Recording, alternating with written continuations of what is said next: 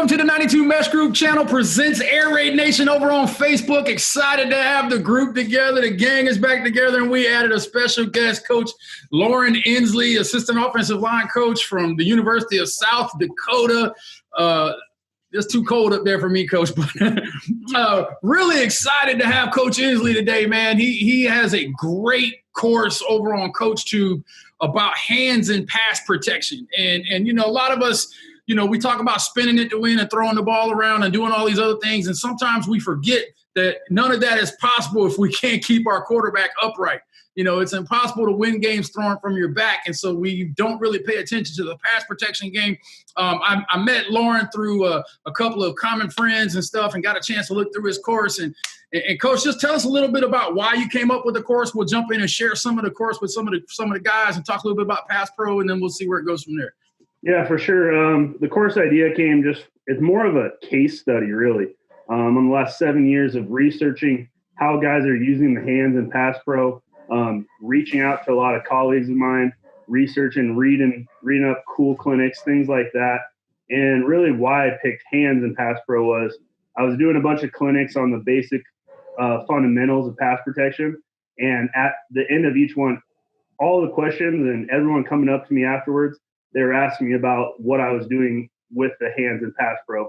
Teams we were playing, some of our guys were doing some really good stuff with their hands, dropping people, doing snatch and traps, doing some cool things like that. And I'd get calls from coaches asking exactly how I taught it and things like that. So I thought it'd be a good course to kind of share with everybody.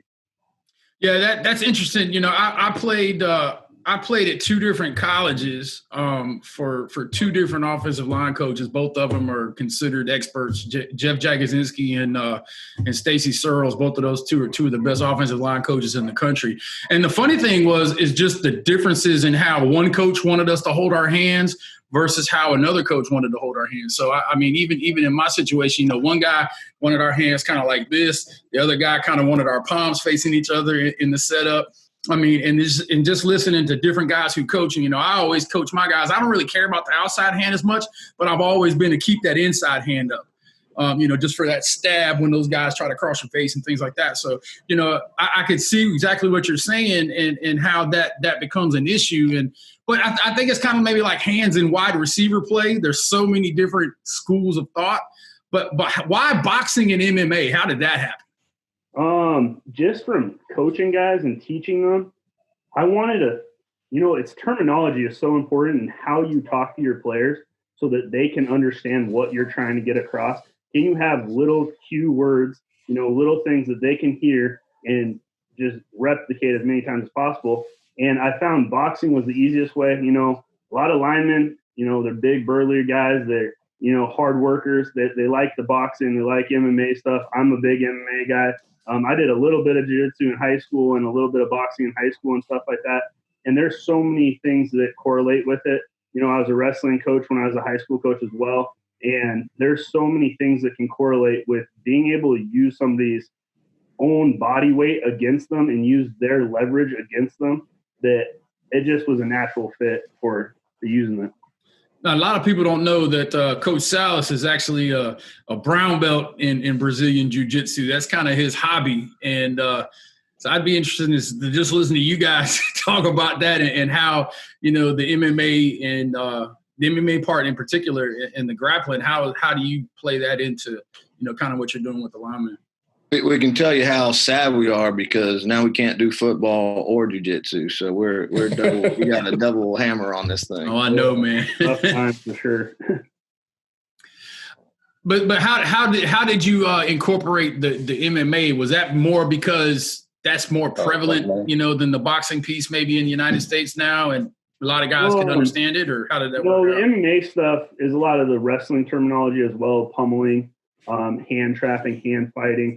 Doing some of those things. You know, Scott Peters is a guy at Tip of the Spear. His program that he does is a lot of the same jiu-jitsu stuff.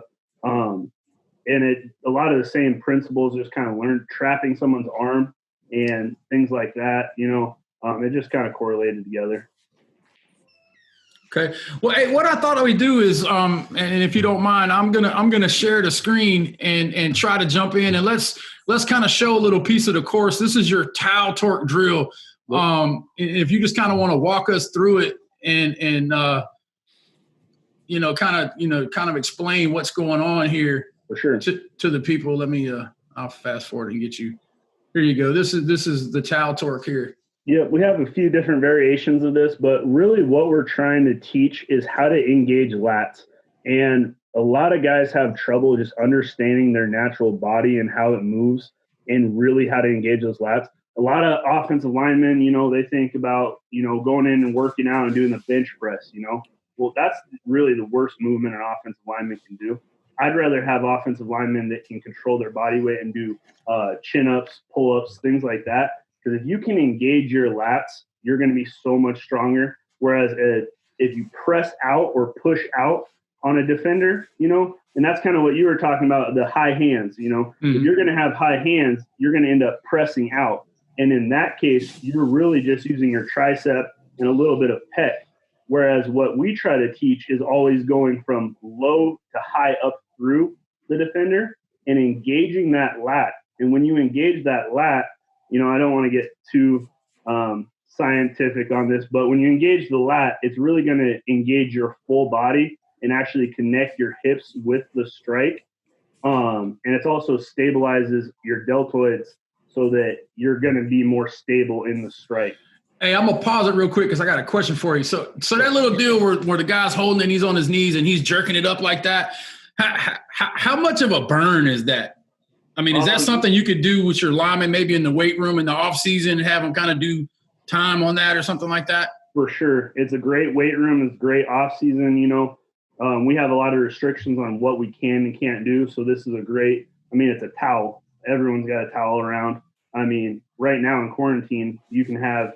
I don't have any of my guys around, but, if one of my guys had their dad around, they could pull it and they could be working on this by themselves with their dad, All right, here, I'm going to go ahead and press play. This is a one-hand deal now? Yep, this is one-handed. We refer to that as a jab. And it's really the idea of taking that strike and corkscrewing that elbow, rotating it as you're throwing it. So now your thumb is out and pinkies are down. Mm-hmm. Yeah, I mean, this just has got me, like I said, I got a lot of offensive line in my back. And I mean, right here, you can kind of see, like, this guy was an experienced guy for us, and he's making sure that guy's close enough so he can get the full effect of the drill. And that's really where the point you want to get these guys to. They're not just doing mindless drills. They're really understanding why they're doing it. And especially like in the vertical set game, as much as we're dropping and then having to have a really good punch, I can kind of really see how this would be a great air raid offensive line drill. What do you think, Shane? I like it. I'm real similar on once we try and get that lock, the first thing we do is we talk about getting the lock is dropping our elbows. And it's the same kind of deal. We're trying to corkscrew those things in there, engage those same muscles. We want a big guy to be a big guy and get it off just being a straight bench press. Now, this is the inside hand move here. Is this just kind of trying to get them to teach them how to punch and turn shoulders maybe? Yeah, this is kind of what we refer to as a cross. And that move is really more it's not so much up. It's up, but it's going sideways, and that's why we call it a cross. And when you hear some of the top-level guys talk about aiming points, a lot of them with that outside hand, they're aiming for that near bicep up through the shoulder pads. And you can see like a guy like Lane Johnson, Tyron Smith, they do it a ton. But that's kind of what that's replicating right there. But again, I love the towel. What kind of block are you talking about right there? I mean, I can't visualize. Pass pro. So pass pro. Independent hands, where the outside hand is going to that far pec, inside hand is going near bicep up through the shoulder pads. Okay. Now this is a little individual work by themselves. Yeah, well, I think we had to have someone stand on like the thing, but yeah, you could do this if you had a post that would hold up. And now we just attached a red band back there to have even more tension so that they have to push through it and up through it. So the band is just wrapped around the towel, and then you're grabbing the band and the towel at the same time. I got you. Yeah. Just a little bit more force. Defensive linemen could do this too as well, couldn't they? Yeah, for sure.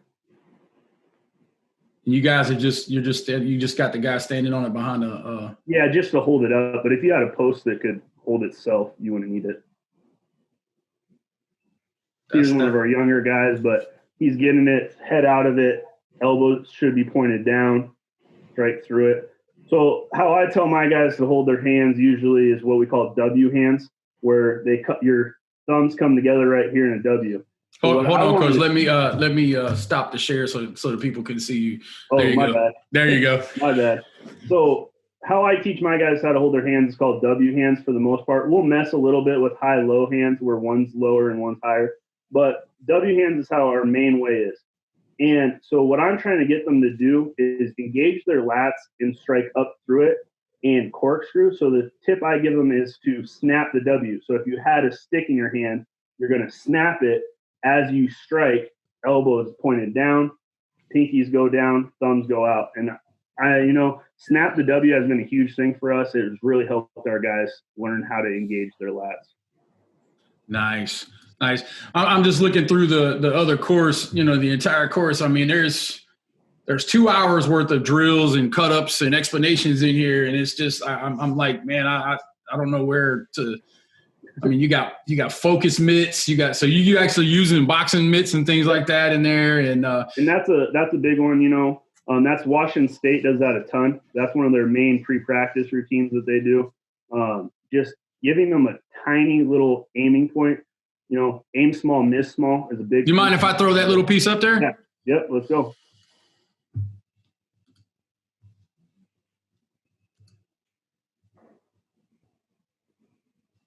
But it gives them a really small target to hit. You have to know kind of what you're doing. Just like if you're in boxing, you'd have to know how to hold mitts. But you can do this with independent hands or two-handed strikes. I'm a bigger fan of independent hands personally, just because I find a lot of value in them. So right here, we're just working on some of that. So right here, he's working that outside hand that I call a jab. And right here, he's working a two-handed strike. And I think, just as watching the video, because I've watched probably about 50-60% of the course so far, but in looking at this, one of the things I think a natural byproduct of this is that the hips have to be down for them to punch this way. For sure. So which is going to force your knees to be bent, which is what we all cry for and beg for. The biggest thing, though, is I want them to engage their hips. I don't want them to throw their hips. I want a little bit slight engagement, just like you would if you needed to throw a punch, but I don't want them to extend those hips out. Mm-hmm. Right here, I can just get a ton of reps on them real quick, just using, trying to go fast with it, but also just working the placement of the strike. That's that cross right there that I was talking about where you go up through the biceps, through the shoulder pad. Yeah, and that's pretty neat right there. And the thing about it is if I had to guess, I bet you don't have a hard time getting the kids want to do these drills, huh? And that's another thing with using the MMA boxing terminology. They absolutely loved it. It's something that I actually go when we do recruiting presentations, have a quick little 5-minute, hey, this is how we work our hands. And it's a huge buy-in factor for those guys. Yeah, because I could just see my guys would love it. Only thing is they'd want to try to outdo each other, and then you'd have to be like, hey, look, technique is important now. Yeah, for sure. And that's actually part of the course too. And that's, I love bringing in videos from other sports and other people. And that's one of the big ones we talked about was Conor McGregor. He had a big famous quote where he's talking about precision over power, timing over speed. And that's one of the biggest things I try to coach with my hands and pass protection is you get some guys that are just really big and strong and they're off balance in their pass protection because they're trying to throw that knockout shot every single time. And that's not really what it's about. It's about having precision and timing, and you'll end up with guys on the ground more often than not if you use that instead of just trying to bully people and power people over. That's some pretty cool. Chris, what do you think about all this stuff, man? Is this kind of got you, you're a wide receiver guy. You got, y'all ain't so tough or whatever. But I like it. I think it's good. Teaching them how to be nasty. You know what I mean? Coach, I like how you're talking about you want them to engage your hips, but not roll their hips. Because I noticed, especially when I was coaching like younger levels and stuff, they'd almost want to roll their hips and they'd get off balance because they'd be, arched back, kind of standing straight up, and they get thrown around. Could we use some of these drills, or could some of these drills be applied to stop blocking on the edge or things like that? Or have you played with that at all with the receivers and things like that? You could definitely work releases on some of the drills that are in this course. That's the biggest thing, And I talked with a lot of like tight end coaches as well that talked about some of the stuff they were doing. You can definitely incorporate some of that. I don't know about stock. I mean, some aspects of it you could do in stock blocking. It's a little bit different when you're kind of in space trying to create movement, whereas pass protection is more stopping movement, stopping momentum. Right. So there are different aspects you can use for sure. Like I said, man, when I met you and I looked at the stuff, the course kind of got me thinking about a lot of different things. And, I wanted to get you on the channel because I thought it was something kind of neat that somebody, nobody really does these kind of videos. Everybody wants to talk scheme or, and Joe does a really good job of talking culture and I've brought different kind of guys on, but, not a lot of people focus on the O-line stuff. And, just when I saw your stuff, I was like, yo, this is pretty neat. This is pretty innovative. And I think, anything that can help improve the game and give guys ideas, because I can already see Joe's head spinning about how he can incorporate some of this stuff in the weight room, especially. This was a big deal back in the 80s. The 49ers were huge on bringing in the martial artists and teaching those hand skills to their D-line and receivers for releases. And it was a big deal. I forgot the guy's name, but they actually had a guy that was on staff, a martial artist. That's all he did was coach hand skills. And the Raiders have one now. He's a black belt under Hoist that works with them right now. Mm-hmm.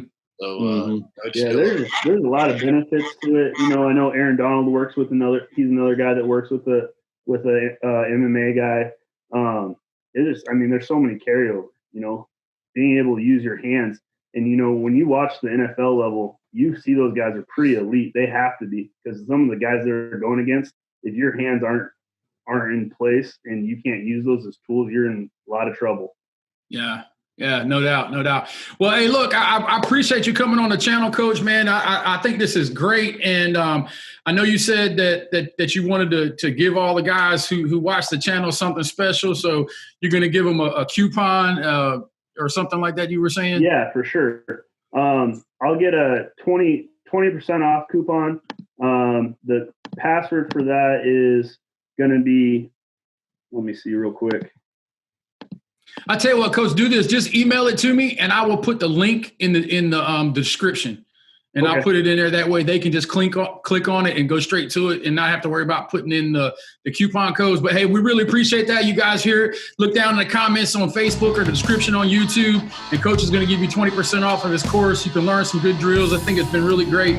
I appreciate you having you on, Coach, man. I've actually enjoyed this, man. I don't get to talk O-line play much, man. But, this is pretty cool stuff. And like I said, hey, we appreciate you guys coming on Air Raid Nation. Go check us out on the YouTube channel over at 92 Meshgroup. Go check out Coach Salas's YouTube channel, and we'll get those other two guys again on YouTube at some point, man. They're hard-headed, but we love them anyway. But we appreciate you guys, and as always, spin it to win.